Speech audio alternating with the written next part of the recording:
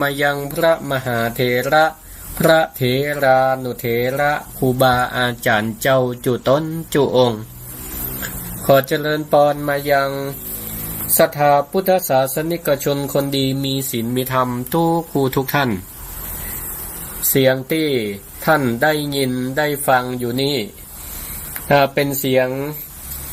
ของพระครูสิริธรรมบัณฑิต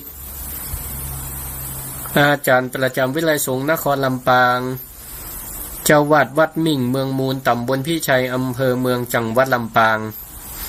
ได้นำรายการสิริธรรมกำเมืองมาสู่ศรัทธาท่านผู้ฟังที่อยู่ตั้งบ้านตั้งจองห้องก็ฟังในรถกำลังเดินทางปิกบ้านปิกจองก็ดีห้องถึงบ้านถึงจองแล้วก็ดีกำลังเนี่ยกับข้าวกับป๋าหรือฝ่องก็กินข้าวไปตัวหรือฝ่องกินข้าวกินน้ำเรียบร้อยมานั่งท่าดาฟังธรรมะบรรยายแบบสไตล์กำเมืองของพระครูสิริธรรมบัณฑิตในรายการสิริธรรมกำเมืองเนาะวันนี้ก็มาพบกันในวันพุธสัปดาห์ที่3ของเดือนวันพุธสัปดาห์ที่3ของเดือนปกติแล้วก็จะฟังรายการสิริธรรมกำเมืองโดยพระครูสิริธรรมบัณฑิตรายการนี้ถ้าวันพุธที่3ของเดือนเนี่ยจะพบกันในเวลา 2 ทุ่มถึง 4 ทุ่มเนาะ2 ทุ่มถึง 4 ทุ่มเนื่องด้วยเหตุว่าภารกิจศาสนกิจงานขาวดำในวัดก็มีแล้วก็หลังวัดก็มี2 ศพกันนี่ก็จำเป็นจะต้องไปโปรดคณะศรัทธาญาติโยมเปิ่นเนาะบ้านกับวัดนี่มันตึงขาดกันบ่ได้บ้านเปิ่งวัดเปิ่งบ้านเนาะก็เลยขอมาออกรายการก่อนในเวลา 6 โมงถึงจะบ่ถึง 2 ทุ่มด้วยซ้ำไปอาจจะถึงสักทุ่มเกิงก็ขอสุมาอภัยกับศรัทธาญาติโยมทั้งหลายเนอะเดี๋ยวก็คงจะได้ฟังนำเรียงเสียงปากจากท่านอาจารย์พระมหาสมชาติชาตะปัญโยพระนักเผยแพร่ที่มีชื่อเสียงละมาเดี๋ยวนี้ศรัทธาญาติโยมฮู้จักกันเปิ้นฮู้จักเปิ้นดีปกติก็เปิ้นก็จะออกแทนท่านอาจารย์พระมหานพดลสุวรรณเมธีท่านผู้อำนวยการวิไลสงฆ์นครลำปางเจ้าคณะอำเภอวังเหนือเจ้าวัดบรรพตสถิตก็ทราบว่าวันนี้ปกติเปิ้นจะออกวันพุธพร้อมกับอาตมาภาพนี้แหละแต่ว่าท่านก็น่าจะติดศาสนกิจเหมือนกันอาจารย์สมชาติประกาศสแตนบายภาษากำใหม่เป็นห้องว่าสแตนบายรอไว้ภัยบ่ว่างพระอาจารย์เปิ้นก็พร้อมที่จะออกรายการธรรมะเพื่อมือฮื้อศรัทธาได้ว่างได้ง่อมได้เหงาฟังเพลงธรรมะไปก็เสียโอกาสในการฟังธรรมะบรรยายกันช่วงนี้ก็เป็นช่วงที่ออกพรรษาละแล้วก็เข้าสู่หน้าหนาวมันจะหนาวจะได้หนาวแต่บ่แต่ก็มีฝนหลงฤดูมาแต่ว่าวันซืนฝนหลงฤดูเข้ามาก็พอฝนยั่งตกเสร็จแล้วก็ลมหนาวก็มาละก็น่าจะเข้าสู่หน้าหนาวแบบเต็มรูปแบบเข้าสู่หน้าหนาวแบบเต็มรูปแบบอากาศเปลี่ยนบ่อยอีกก็ขอแสดงความห่วงใยมายังศรัทธาญาติโยมสาธุชนทั้งหลายเนอะอากาศเปลี่ยนอีกก็ต้องถนอมรักษาสุขภาพตัวถ้ารู้สึกว่าอากาศมันเย็นซอกหมวกมาใส่ซอกผ้ามาตุ้มเสื้อกันหนาวมีก็เอามาใส่ได้ละ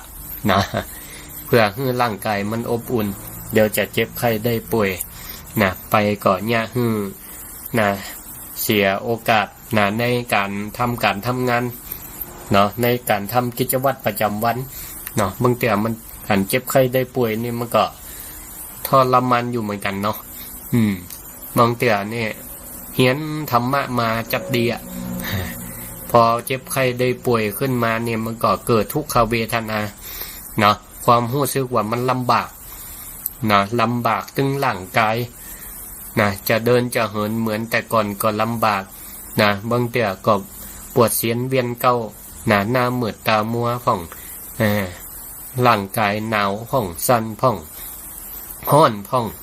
เนี่ยมันผิดปกติมันลวนนะมันลวนนะก็เนี่ยคืออารมณ์มันลวนตัวเหมือนกันบางแต่ปฏิบัติธรรมมานี่พอหู้อารมณ์ตัวเก่า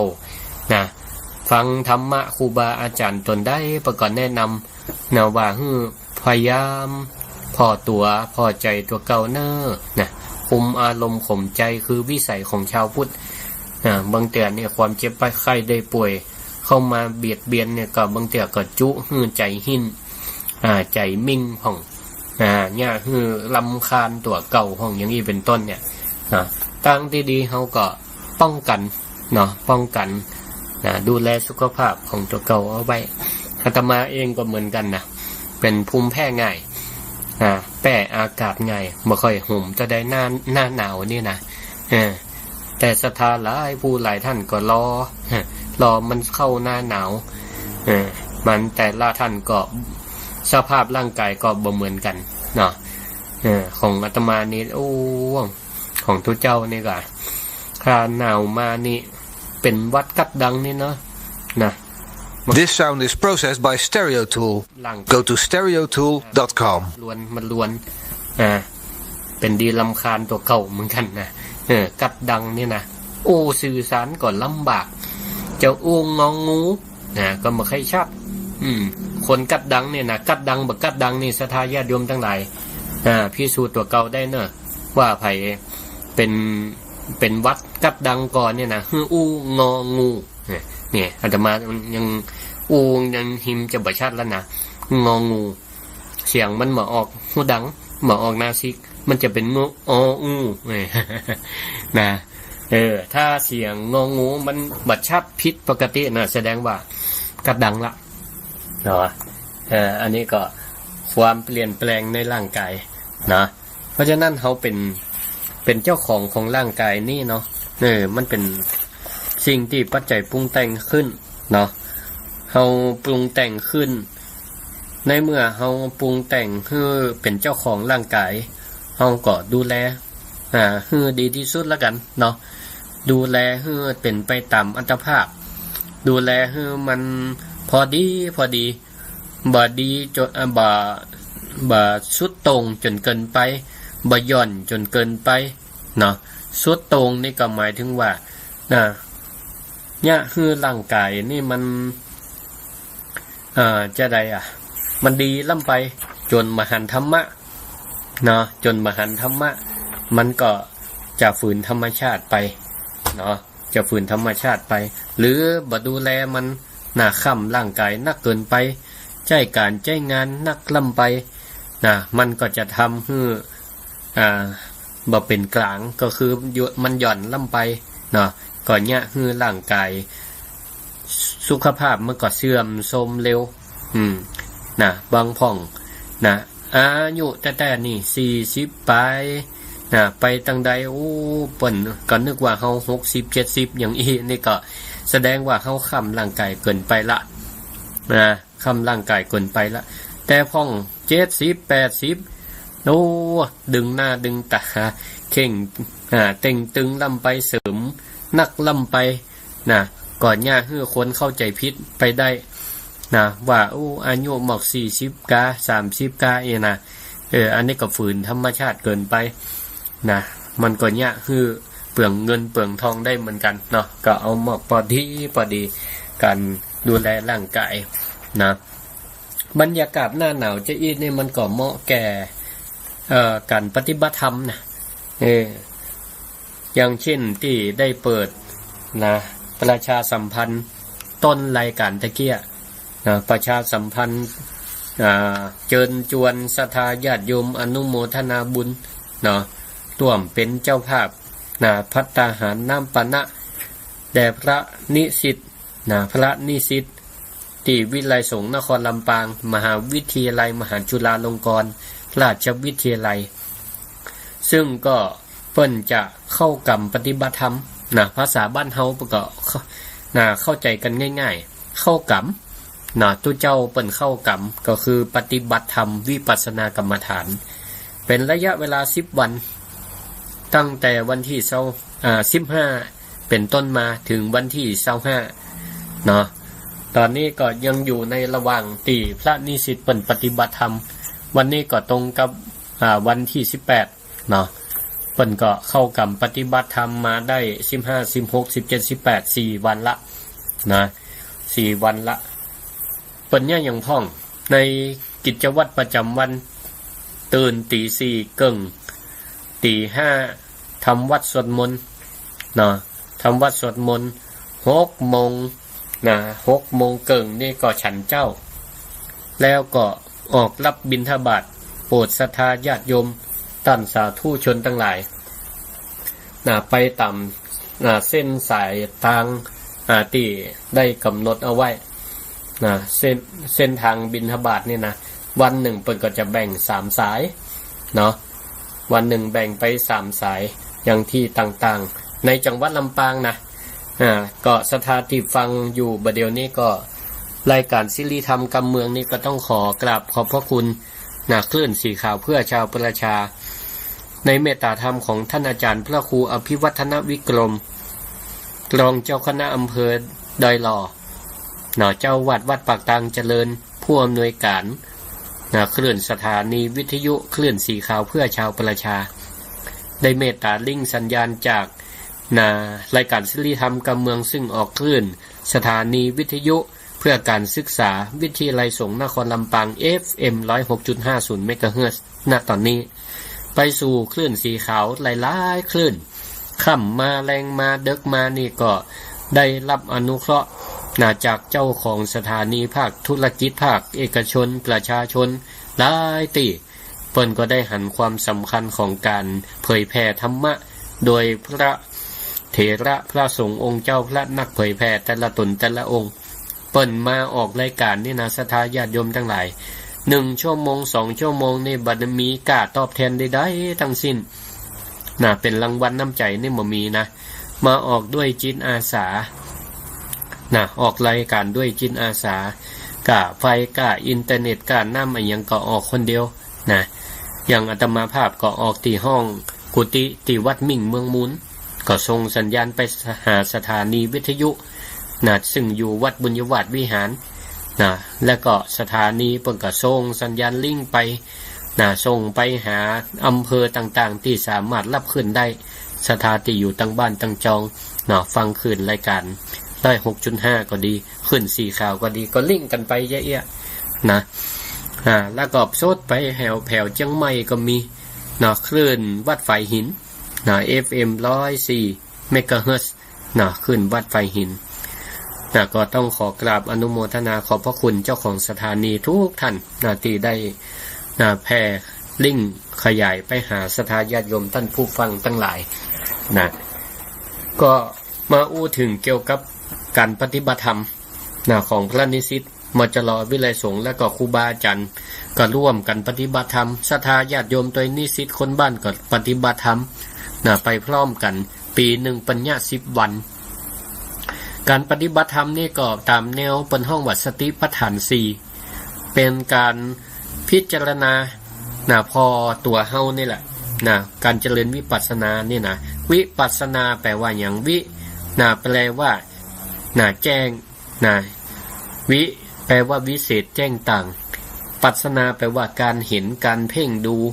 การดูก็คือการดูตามความเป็นจริงพ่อตามความเป็นจริงพ่ออย่างตามความเป็นจริงก็พ่อในตัวเฮาเนี่ย4อย่างด้วยกันเปิ้นว่าเฮือพอในตัวเฮาดูเพ่งในตัวในตนเนี่ย4อย่างด้วยกัน1พอกายตัวเก่าพอร่างกายของเฮาเนี่ยพอร่างกายตัวเฮาว่าฮู้ว่าร่างกายตัวเฮานี่ตอนนี้เฮาเนี่ยอย่างอยู่นั่งกานอนกายืนกาเดินกาฮู้ตัวเก่าเหมือนกับสถานที่อยู่ตั้งบ้านตั้งจองตอนเนี้ยสามารถฝึกวิปัสสนากรรมฐานไปในตัวก็ได้ฟังไว้เนอะ บ่จำเป็นจะต้องมานั่งที่วิไลสงฆ์ก็ได้ฟังที่นี่แล้วก็ปฏิบัติไปด้วยกันก็ได้นะวิปัสสนากรรมฐานอยู่บ้านอยู่จองทำได้ทุกขณะนะบ่จำเป็นต้องมานั่งรับตาพิจารณาพอร่างกายนะหยุดนิ่งเคลื่อนหยุดนิ่งโดยบ่เคลื่อนไหวนะบ่ถึงขนาดนั้นก็ได้วิปัสสนากรรมฐานเนี่ยเปิ้นฮื้อเอามาประยุกต์ใช้ในชีวิตประจำวันของศรัทธาญาติโยมทั้งหลาย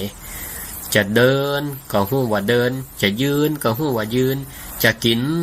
ข้าวก็ฮู้ว่ากินข้าวนะจะดื่มน้ำก็ฮู้ว่าดื่มน้ำจะอาบน้ำก็ฮู้ว่าอาบน้ำจะนอนก็ฮู้ว่านอนนะจะอู้ก็ฮู้ว่าอู้นะคิดอะไรอย่างก็ฮู้ว่าคิดนะฮู้ว่าคิดอยู่เนี่ยเป็นห้องว่ารู้ตามความเป็นจริงในกายพอร่างกายตัวเก่าแล้วก็พอไปถึงข้างในไปถึงตรงในแล้วเขาก็จะหันถึงความนะว่าในร่างกายของเขาเนี่ยมันก็ประกอบรวมกันเข้าพอเข้าไปแต่เขาก็มาหันตัวเก่าแล้วนี่ไผหันเป็นความว่างแสดงว่าคนนั้นเนี่ยนะกำลังเจริญวิปัสสนาอยู่นะพอกายมาหันกายนี่แสดงว่าเข้าถึงธรรมนะเบื้องต้นพอกายแยกออกมาในร่างกายของเฮานี่เฮาคิดว่ามันเป็นตัวเฮาของเฮานะที่เปิ้นห้องว่าอาหังการนะอาหังการเนี่ยแปลว่าการทำไว้ในใจว่าเป็นตัวเฮาการทำคิดว่าการทำไว้ในใจว่าเป็นตัวเฮามะมังการเป็นการทำไว้ในใจว่าอันนี้เป็นของเฮาร่างกายนี่เป็นของเฮาตาเป็นของเฮาหูเป็นของเฮานี่มันก็เลยเฮามาตึกนี่นะแต่ละท่านแต่ละคนเนาะ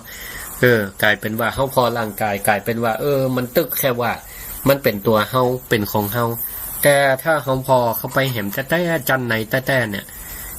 เป็นว่าในร่างกายเฮาเนี่ยมันก็ประกอบด้วยขันธ์ด้วยธาตุ4ด้วยธาตุ4ดินของแข็งเนาะเนื้อหนังมังสากระดูกอย่างเล็บฟันหนังทั้งหลายเป็นของแข็งโลแล้วถามว่าไปจี้ส่วนใดเป็นของเฮาห้องนะจี้ส่วนใดเป็นของพ่อครูสิริธรรมบัณฑิตห้องที่ว่าชื่อพ่อครูสิริธรรมบัณฑิตเนี่ยมันเป็นนามสมมุติเนาะเปิ่นห้องมันจะได้ถูกคนถ้าว่าพ่อครูสิริธรรมบัณฑิตคนใดมันก็จะได้ให้มันถูกคนนะแต่โดยเนื้อแท้ไปพอแล้วไปจี้ส่วนใดเป็นพ่อครูสิริธรรมบัณฑิตเนี่ยบ่ปะนะไปจี้แขนก็ว่าเป็นแขนจี้ตาก็ว่าตาหูก็ว่าหูอย่างนี้เป็นต้นพอตาพอหูพออย่างเข้าไปทางในแต่กลายเป็นมันเป็นความว่างบ่มีอะไรอย่างเลยนี่นะอันนี้เป็นห้องว่าพอกายก็ฮู้ว่ามันเป็นความว่างมันบ่ใช่เป็นตัวเฮาของเฮานะอย่างนี้เป็นต้นเหมือนกับที่มิลินทปัญหาเนาะพระเจ้ามิลินไปถามพระนาคเสนว่าพระคุณเจ้าชื่ออะไรหยังนี่นะพระคุณเจ้าชื่อหยังพระนาคเสนก็บอกว่าคนตั้งหลายห้องเฮาว่านาคเสนทีนี้ก็พระเจ้ามิลินเพิ่นก็เป็นคนฉลาดคนหนึ่งนะ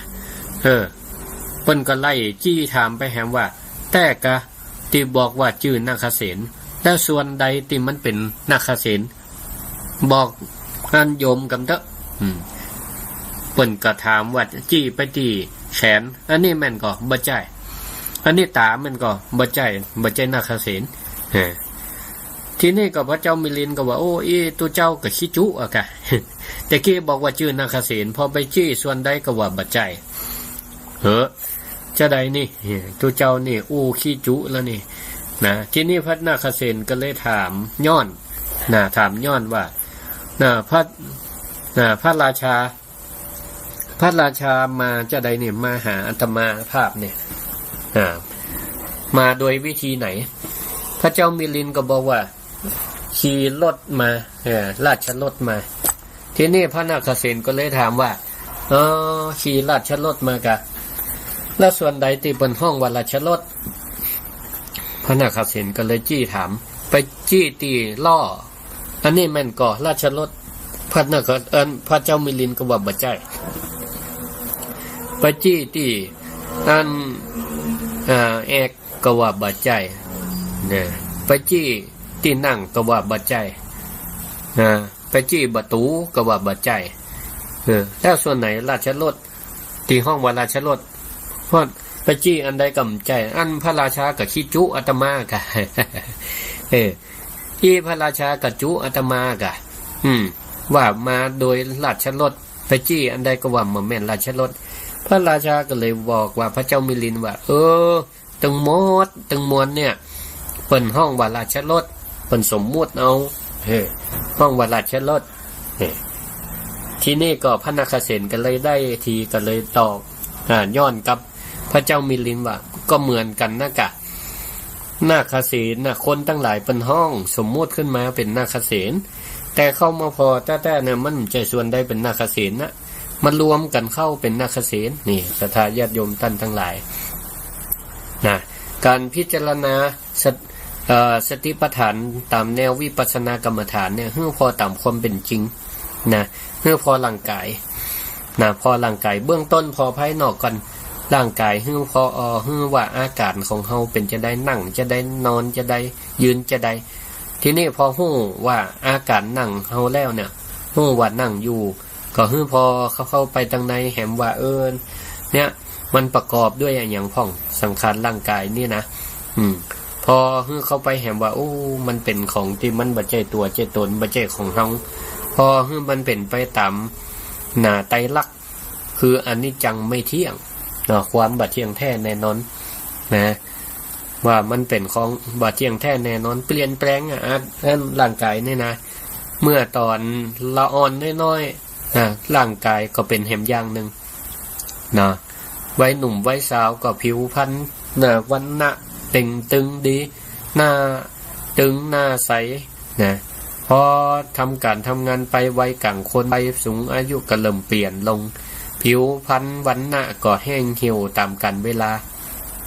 เหมือนกับผลไม้ที่มันรุดจากควันจากต้นมันก็เหี่ยวเป็นธรรมดานี่อันเนี้ยเป็นห้องว่าความเปลี่ยนแปลงไม่เที่ยงเป็นทุกข์นะเพราะสภาพแวดล้อมก็เป็นเหตุปัจจัยให้ร่างกายมันเป็นทุกข์หนาวเกินไปก็เป็นทุกข์ลำบากเพราะความหนาวร้อนเกินไปก็เป็นทุกข์ลำบากเพราะความร้อนนี่มันตึงบ่าอันนี้สม่ำเสมอสักอย่างนะร่างกายนี่เป็นทุกข์แล้วก็บ่ใจตัวตนก็อย่างที่ว่านะเฮาพอเข้าไปแต่มันใจตัวเฮาถ้ามันเป็นของตัวตนเฮาก็ต้องบังคับมันได้บังคับมันได้บังคับบ่ได้สักอย่างศรัทธาญาติโยมทั้งหลายเนาะเขี้ยวเต็มฟักเต็มอันเนี้ยก็จะบังคับให้มันเต็มไปตลอดมันรุดมันหล่อนได้ก็กำได้ ผมก็จะบังคับให้มันงอกได้ก็กำบ่ได้นะอย่างนี้เป็นต้นเป็นอนัตตาไม่ใช่ตัวใช่ตนนะพิจารณาเวทนาแต่กี้พิจารณากายแล้วนะอันที่สองพิจารณาเวทนาก็คือความรู้สึกท่านทั้งหลายนั่งฟังอยู่ก็สามารถพิจารณากายได้พิจารณาเวทนาความรู้สึกได้ตอนนี้ความรู้สึกเป็นจะได้ห้องสิ่งที่เข้ามากระทบทั้งตาทั้งหูจมูกลิ้นกายและใจตาหันโลกหูได้ยินเสียงจมูกได้กลิ่นลิ้นได้รสกายได้สัมผัสเมื่อมันกระทบกระทั่งกันแล้วปรุงแต่งคือเป็นจะได้ห้องมีความสุขก่อพออกพอใจมันก่อเนี่ยถ้าพออกพอใจมีความสุขเพลิดเพลินกับมันเปิดกห้องว่าเป็นสุขเวทนาแต่ถ้าบ่ม่วนอกบ่ม่วนใจหรือว่ามันเกิดความทุกข์ตั้งกายเปิดก็ห้องว่าทุกขเวทนาหรือเฉยๆจะว่าสุขก็บ่ใจจะว่าทุกข์ก็บ่ใจเฉยๆก็ห้องว่าอุเบกขาเวทนาเนี่ยเขาสามารถพิจารณาพอตัวเก่าได้ว่าเขารู้สึกจะได้ตอนนี้ ถ้าไผพ่อตัวเก่าฮู้ว่าความรู้สึกของตัวเก่านี่เกิดอย่างอยู่นี่แสดงว่าคนนั้นมีสติบ่ประมาทในการดำเนินชีวิตนะฮู้ว่ารู้สึกจะได้ก็ยังฮู้แล้วมันจะบ่ปรุงแต่งไปเลยเถิดกิเลสเข้ามาครอบงำถ้าเฮาฮู้ตัวเก่าฮู้ความรู้สึกเนี่ยนะถ้าโคตรมาป๊อบเป็นเวทนาละความโลภก็เป็นเวทนาได้ความโลภก็คือมาครอบงำก็อยากได้อยากมีอยากเป็นก็เกิดความสุขเวทนาถ้าเฮาฮู้ความรู้สึกตัวเก่าได้มันก็สามารถสงบระงับมันได้มันเลยเถิดเกินไปโคตรก็เหมือนกันรู้สึกว่าโคตรบ่พออกบ่พอใจมันจะโคตรละก็จะเป็นทุกข์ละเฮาก็เมื่อฮู้ดักมันได้เฮาก็ระงับมันได้เหมือนกับคนที่เปิ้นกำลังดักสิ่งใดสิ่งหนึ่งอยู่ดักสิ่งใดดักสัตว์อยู่ถ้าสัตว์มันออกจากหูมาเฮาก็ฮู้มันออกมาทางใดเฮาก็ปิดระงับมันได้อย่างนี้เป็นต้นเนาะสิ่งที่มันเข้ามากระทบความหลงก็ดีฮู้ว่าตัวเก่ากำลังหลงเป็นมิจฉาทิฏฐิอยู่ก็ฮู้แต่อันนี้เนี่ยหลายผู้หลายท่านบางเทื่อมันก็อาจจะเลยเถิดหลงลืมไปหลงลืมเป็นมิจฉาทิฏฐิก็ทำให้ปล่อยให้จิตปล่อยให้ใจนั้นมันปรุงแต่งไปเรื่อยเฮาก็คุมด้วยการพิจารณาเวทนาแล้วก็จิตตัวต่อไปตัวที่3ก็คือจิตจิตานุปัสสนาตามดูจิตของตัวเก่าความตั้งมั่นแห่งจิต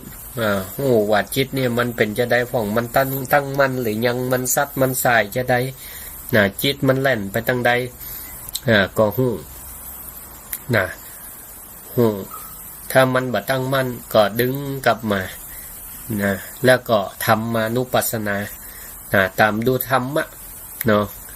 ตามดูธรรมะว่าตอนนี้เนี่ยเป็นจะได้ห้องฮู้พิจารณาถึงธรรมว่าตอนเนี้ยสิ่งที่ทำคำที่พูดใจที่คิดมันเป็นธรรมแบบไหนมันเป็นกุศลหรืออกุศลเป็นฝ่ายดีหรือบดีถ้าเป็นฝ่ายดีประกอบห้องว่ากุศลละจิตถ้าบดีก็เป็นอกุศลละจิตเขาก็สามารถพิจารณาฮู้ได้ทำมันก็อาจจะทำให้เขาเนี่ยเกิดความเคยชินแต่ถ้าบ่มันทำเนี่ยก็อย่างว่าตื่นเจ้าจนถึงเข้านอนเนี่ยเขาก็ปล่อยจิตปล่อยใจไปตามสิ่งรอบกายตาหัน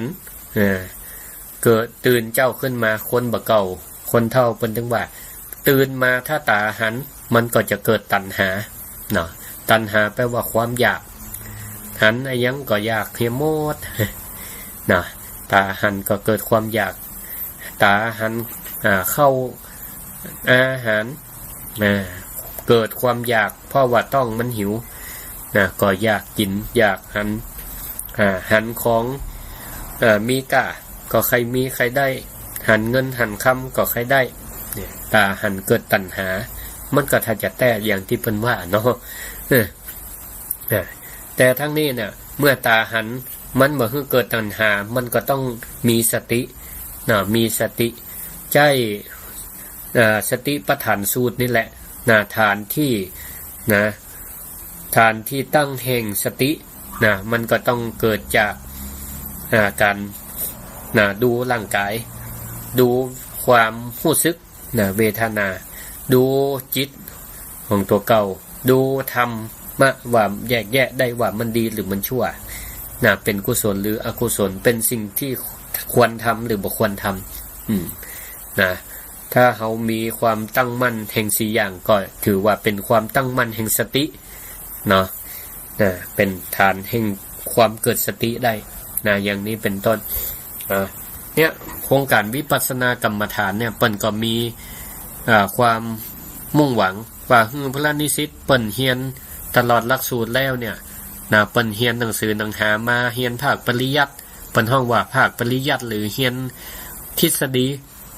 นะเรียนเอาองค์ความรู้แล้วมันจะให้เกิดประโยชน์เกิดผลต้องเอาฝึกปฏิบัติตัวนะก็เลยเกิดโครงการวิปัสสนากรรมฐาน10วันด้วยกันแต่ละวันนั่นก็อย่างที่บอกมีการเดินบิณฑบาตนะแต่ละสายนะวันพุธนี่ก็3สายด้วยกันนะที่ไหนห้องนั่นเดียวก็จะได้บอกกล่าวต่อไปนะส่วนมีการบรรยายธรรมะตัวนะอย่างเช่นวันนี้นี่ปกติเปิ้นมีการบรรยายธรรมเมื่อค่ำเมื่อคืนเวลาประมาณทุ่มครึ่งถึง2ทุ่มครึ่ง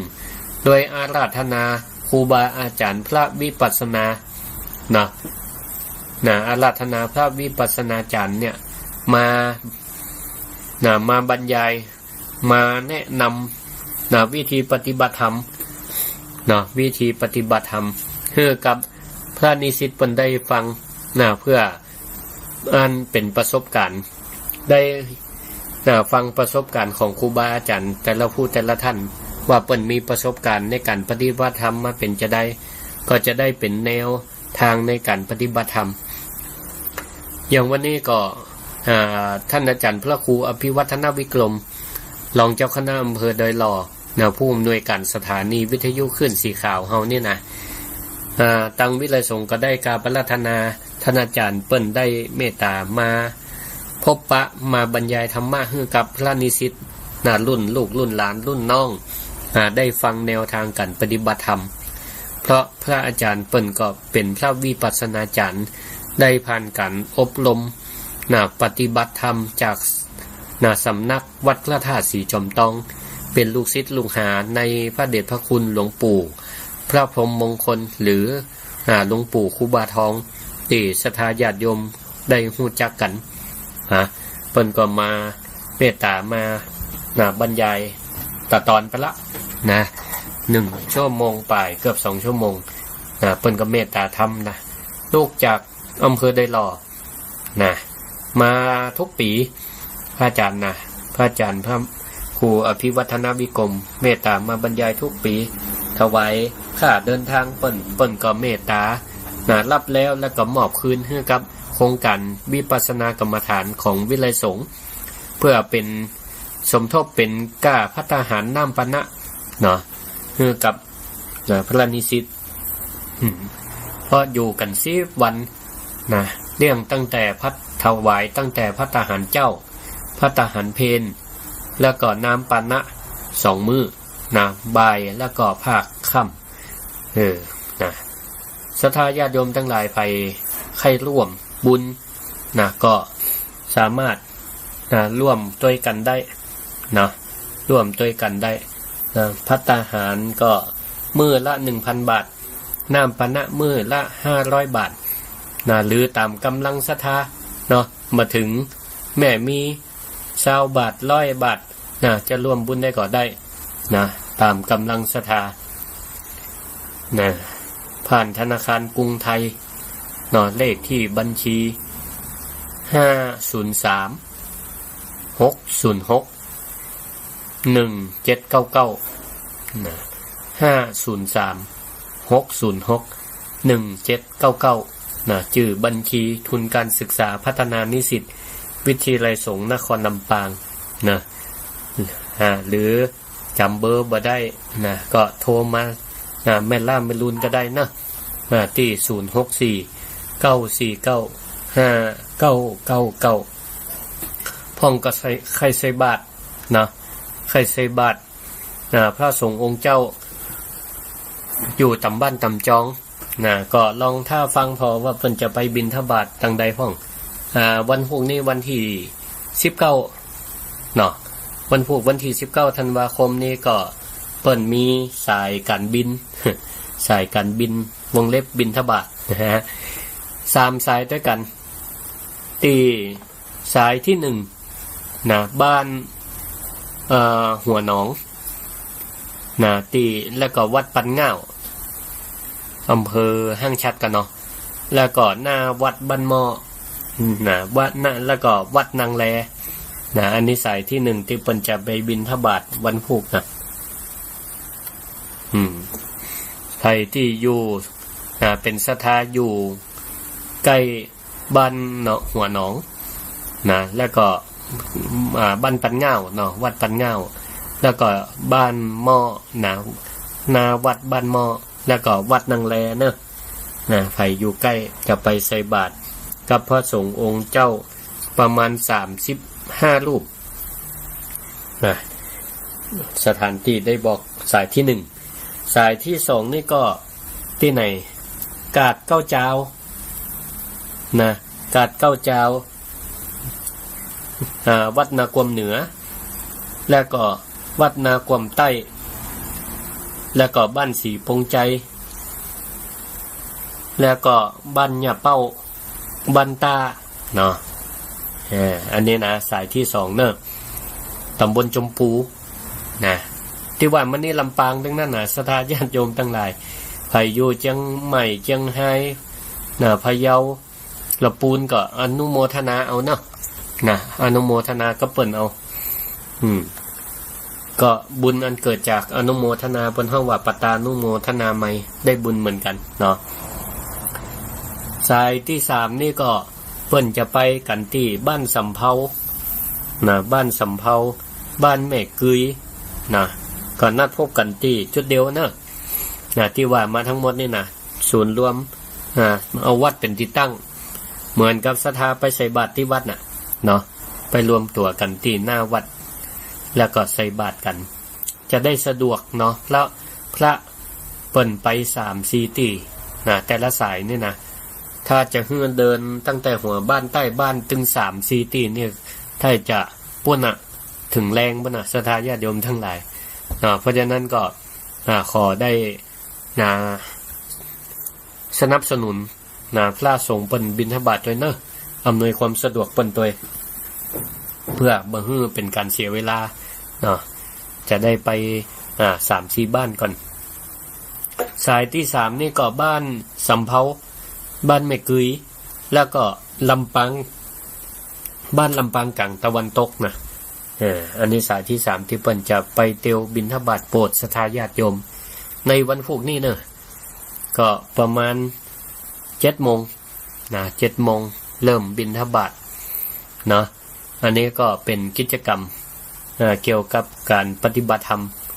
ส่วนการปฏิบัติธรรมนั้นศรัทธาญาติโยมใครมาร่วมปฏิบัติก็มาตั้งแต่แม่เจ้าเป็นต้นไปตั้งแต่9 โมงช่วงเจ้านี่9 โมงถึง11 โมงประมาณ2 ชั่วโมงแล้วก็พักฉันภัตตาหารเพลกันมาต่อกันแห่มกรรมบ่ายโมงบ่ายโมงถ้าบางเตื้อครูบาอาจารย์เปิ้นบ่ได้มาบรรยายธรรมเมื่อคืนเปิ้นก็จะมาบรรยายตอนบ่ายหรือถ้าเปิ้นสะดวกเมื่อคืนตอนบ่ายก็ปฏิบัติธรรมไปจนถึง4 โมงแรงกะ3 โมงเกิง4 โมงปฏิบัติธรรมแล้วก็พักคือพระนิสิตเปิ้นไปส่งน้ำส่งท่า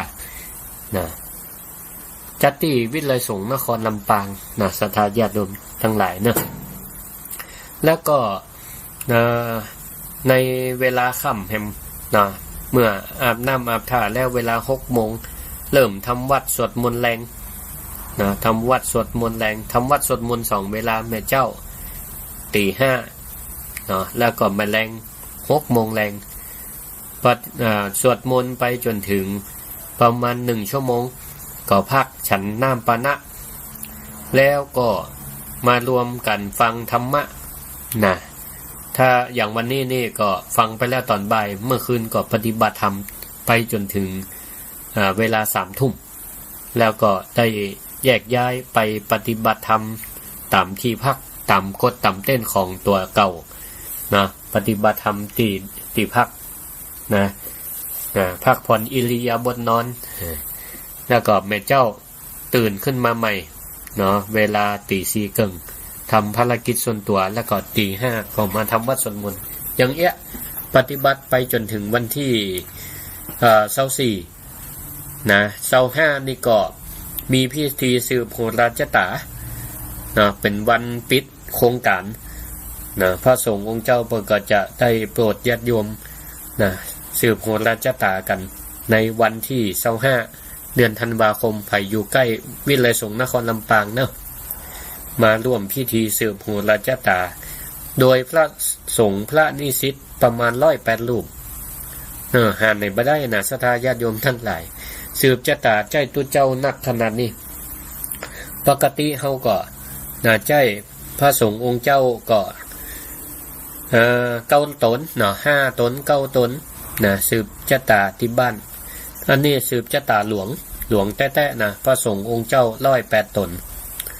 นะตามคุณพระรัตนตรัยเนาะก็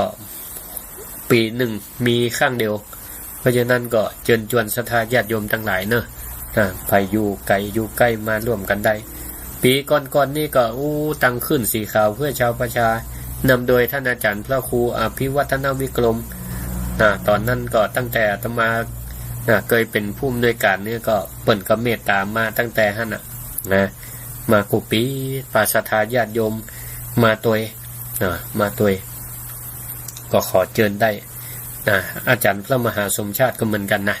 เปิ่นก็จวนศรัทธาญาติโยมสายลำปางมา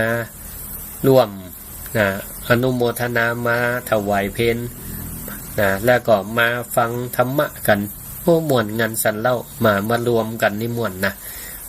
สถานีฟังสถานีวิทยุไม่ว่าจะเป็น106.5 ลำปางก็ดีคลื่นสีขาวก็ดีนะที่เพิ่นสามารถมาร่วมกันได้ก็ขอเชิญได้เนาะในงานปฏิบัติธรรมวิปัสสนากรรมฐานไผมาบ่ได้ก็จะร่วมอนุโมทนามาส่งโอนปัจจัยมาเป็นเจ้าภาพภัตตาหารนำปณะสนับสนุนพระนิสิตเปิ่นคือได้ลดความกังวลเรื่องอาหารเปิ่นก็จะมีเปิ่นห้องว่าสนับสนุนคือเป็นอาหารสัพพยะเพื่อเปิ่นเกิดความสะดวกสบายเรื่องการฉันมาต้องมาพะว่าพะวงเนาะเพื่อเปิ่นได้มีโอกาสปฏิบัติธรรมอย่างเต็มที่เพื่อเอาบุญเอากุศลเอาอานิสงส์เพื่อแผ่ให้ศรัทธาญาติโยมตัวเนาะให้ตัวเปิ่นตัวเนาะอย่างนี้ก็ขอเชิญได้เอาละก็ได้ได้จามาก็1 ชั่วโมงก็เปิดไมค์ให้ศรัทธาญาติโยมทั้งหลายได้โทรเข้ามาในรายการบอกด้วยเนอะว่าอีแม่ชื่ออะไรยังฟังตังใดตังเจ้าของสถานีเปิ้นก็จะได้ชื่นอกชื่นใจเนาะว่าได้มอบเวลาของสถานีของเปิ้นบางสถานีเปิ้นเป็นสถานีที่เป็นภาคธุรกิจโลกเนาะบางทีนี่ต้องมาขอเจ้าเวลาออกรายการนะแต่อันนี้เปิ้นฮื้อเวลากับพระสงฆ์นักเผยแพร่ฮื้อฟรีๆบ่ได้ออกรายการธรรมะเป็นการคืนความสุขให้กับศรัทธาญาติโยมที่อยู่ทางบ้านทางจองโทรเข้ามาได้064 949 5999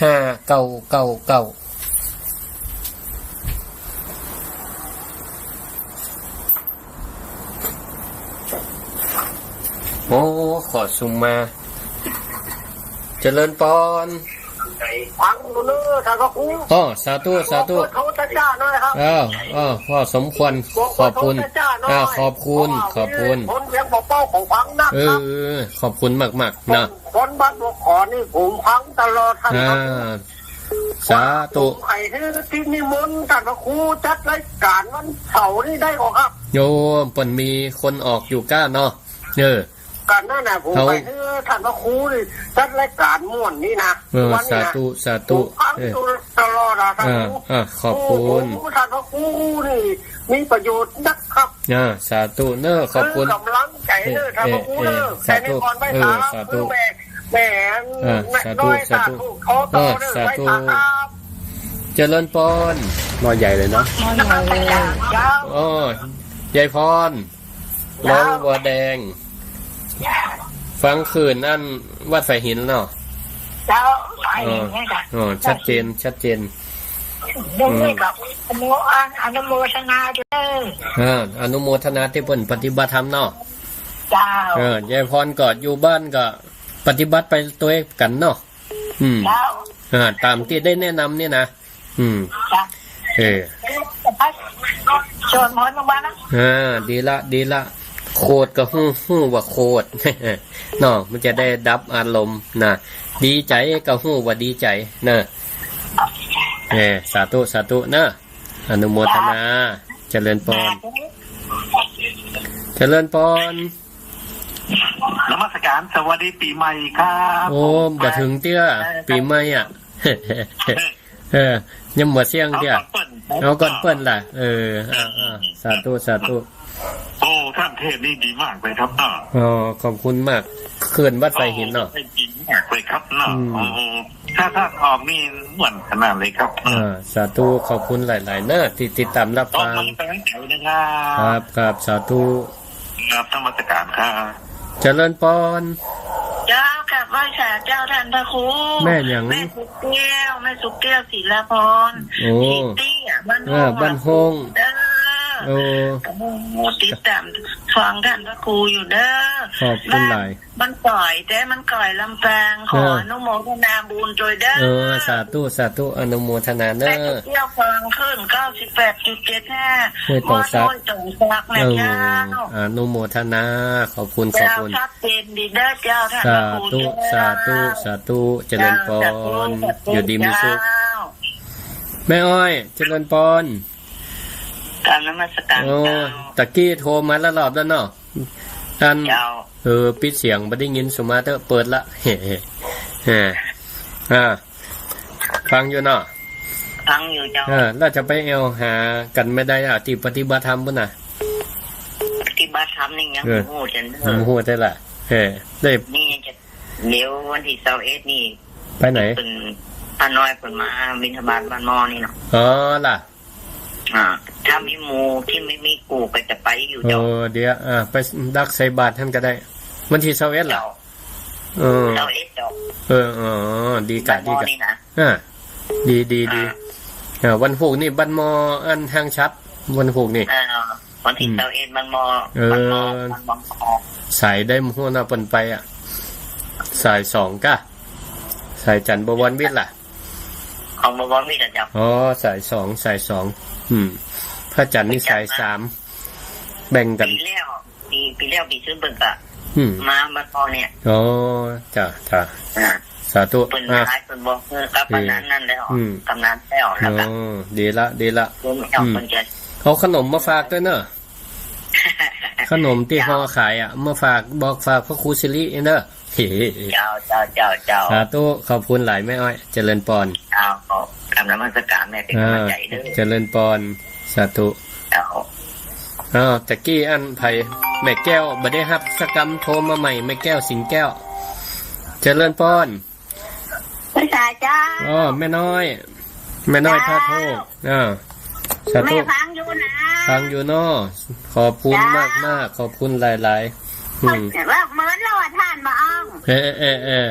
เหมือนอันน่ะกะเฮือสถาได้งมหาพ่องกะออกมันเยอะสถากายกะบ่กายเด้ได้ฟังแล้วก็ใจดีสาธุขอบคุณเนอะมันการอย่างก็รู้สมควรเจ้าว่าแม่ยังฮู้เนาะยังฮู้ว่าแม่น้อยจะโทรมาล่ะสาธุขอบคุณเจริญพรอยู่ดีมีสุขเจริญพรการเจ้าท่านพระครูแม่ยังก็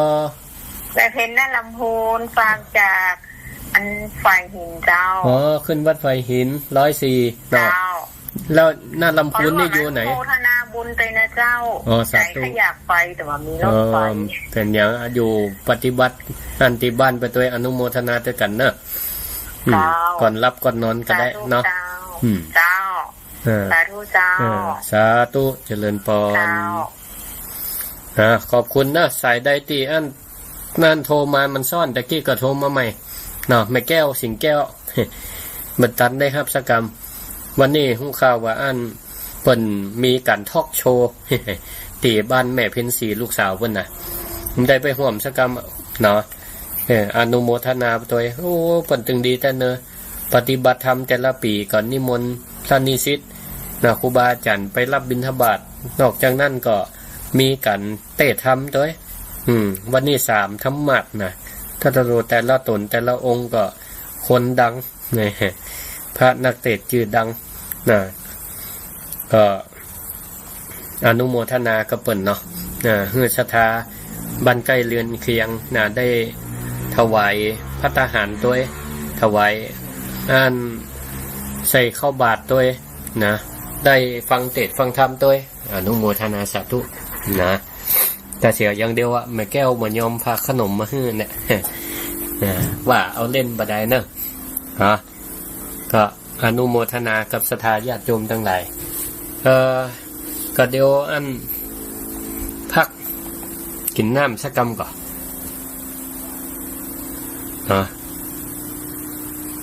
เดี๋ยวเราพักกินน้ำสักกำแล้วก็เดี๋ยวมาปะกันในช่วงที่2เนาะมาปะกันช่วงที่2แต่ก็คงออกประมาณ30นาทีเนื่องจากว่ามีศาสนกิจที่ว่าณงานขาวดำเนาะมาฟังเพลงศีล5ขั้นรายการก่อนเนาะปานาติปาตาเวรมณีอทินนาทานาเวรมณีกาเมมุสาสุราเม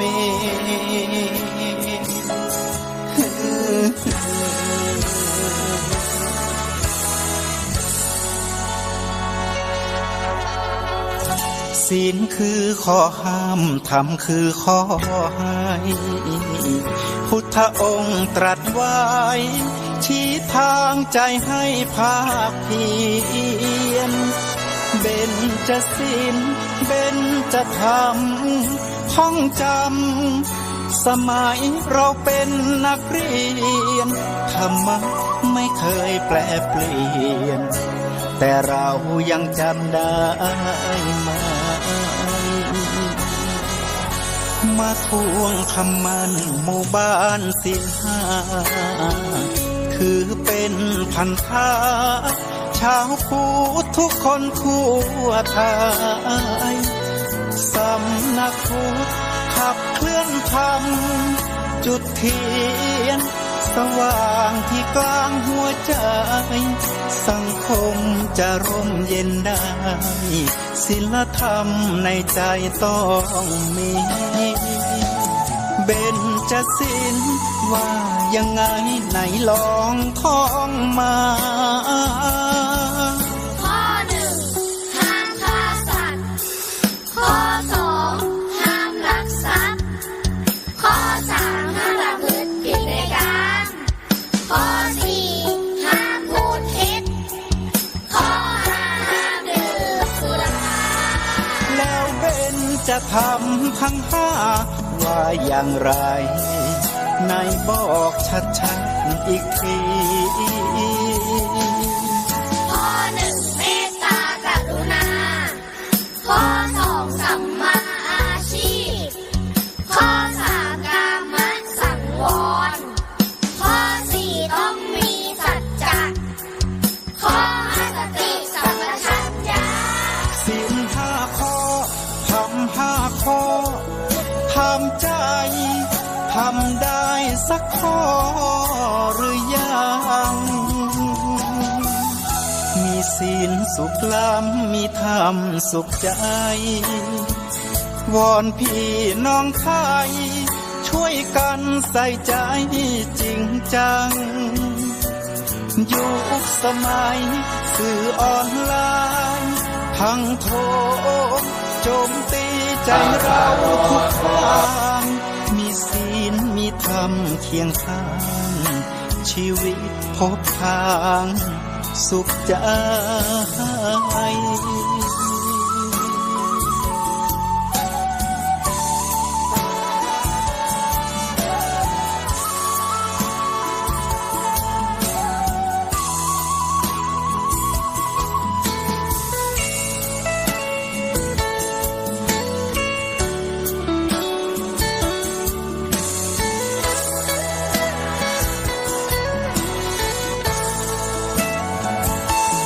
เป็น จะศีล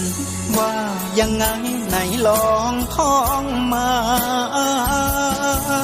ข้อ 1 ห้ามฆ่าสัตว์ข้อ 2 ห้ามลักทรัพย์ข้อ 3 ห้ามประพฤติผิดในการข้อ 4 ห้ามพูดเท็จข้อ 5 ห้ามดื่มสุรา แล้วเบนจะทำทั้งห้าว่าอย่างไรในบอกชัดๆอีกที ข้อ 1 เมตตากรุณาข้อ 2 สัมมาอาชีพข้อ 3 กามสังวร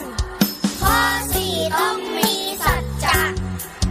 ข้อ 5 สติสัมปชัญญะ ศีล5 ข้อทำ5 ข้อทำใจทำได้สักข้อ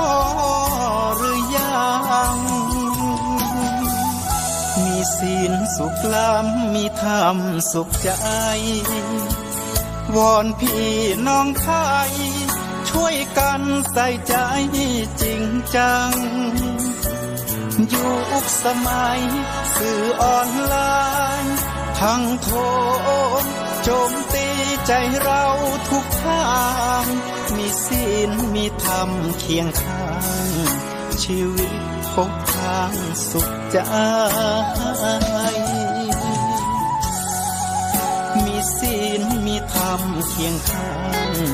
ชีวิตสมปรารถนาทุกหมู่บ้านรักษาศีล5สังคมน่าอยู่ยังยืน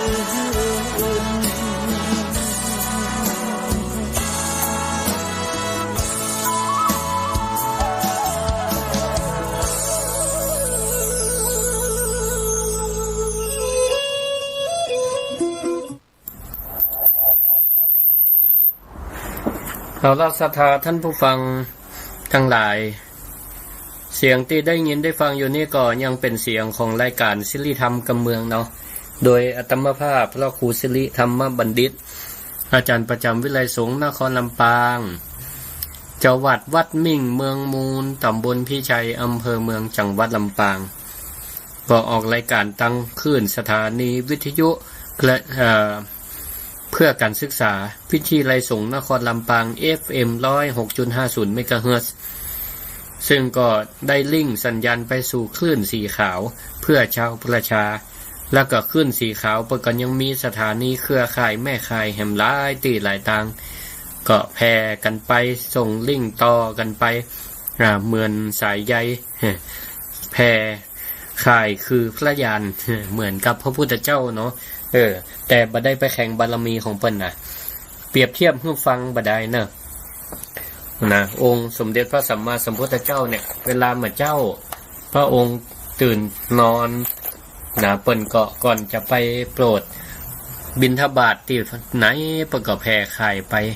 นะหรือใครได้ยินเวลาพระองค์เทศธรรมเนี่ยนะใครอยู่ไกลขนาดไหนเนี่ยนะใครได้ฟังธรรมนี่ก็ได้ยินนะได้ยินได้ฟังนะเพราะพุทธเจ้าเปิ้นแผ่พระญาณไปหาคนที่อยากยินอยากได้ฟังก็เหมือนกับศรัทธาญาติโยมทั้งหลายอยู่บ้านอยู่จองนะอยู่ห้องนั่งห้องนอนใครฟังธรรมะหมุนขึ้นหมุนค่ายนะให้มันตัดลำปางก่อน 106.5 หรือก็จะมีสถานีแห่งอันหนึ่งก็ขึ้นด้านนี้เนาะแล้วก็ขึ้นสีขาวเนี่ยเป็นแม่ข่ายที่เปิ้นแผ่ขึ้นไปหาเนี่ยแผ่ข่ายยานเนี่ยนะไปหาศรัทธาที่อยู่ตั้งบ้านตั้งจองนะตั้งจังหวัดนะในเขตล้านนาเฮานี่ก็ได้ฟังกันไปพร้อมกันจะเนี่ยนะก็อนุโมทนาขอบคุณเทคโนโลยีสมัยใหม่ที่เปิดโอกาสให้การเผยแพร่ธรรมเนี่ยไปไกลนะไปไกลก็ตะกี้ก็ได้จาเกี่ยวกับการปฏิบัติธรรมเนาะการปฏิบัติธรรมเนาะศรัทธาญาติโยมท่านทั้งหลายก็สามารถฟัง นะธรรมะไปแล้วก็เอาไปประยุกต์ใช้พูดถึงเรื่องวิปัสสนากรรมฐานการหู้หันตามความเป็นจริงเนาะเฮาก็เอาไปประยุกต์ใช้ได้เจ็บก็หู้ว่าเจ็บเย็นก็หู้ว่าเย็นร้อนก็หู้ว่าร้อนถ้าเฮาหู้แล้วเนี่ยนะศรัทธาญาติโยมทั้งหลายมันก็เหมือนกับเฮาดักใจมีสตินะเข้าไปเตือนว่าตอนนี้เฮากำลังรู้สึกอย่างอยู่เมื่อมีสติมันจะได้บ่ฟุ้งซ่านมันบ่ฟุ้งซ่านแล้วมันบ่ปรุงแต่งไปต่อเพราะเฮาไปดักนะเฮาดักมันได้เหมือนกับศรัทธาเลี้ยงลูกเลี้ยงหลานนี่กะเนาะลูกหลานจะไปตั้งใดเนี่ยจะการไปใส่จะตั้งไข่เตียวได้เนี่ยจะไปตั้งใส่ไปตั้งขวาเฮาฮู้หรอกนะเฮาฮู้ได้เฮาก็ดักไว้ป้องกันได้กว่าลูกหลานจะไปตีไก่บางเตี่ยก็การไปจะตกข่มจะตกจ่องเฮาก็ฮู้ก็หันเฮาก็ไปป้องกันไว้เนี่ยอันนี้ฉันใดศรัทธาญาติโยมทั้งหลายการที่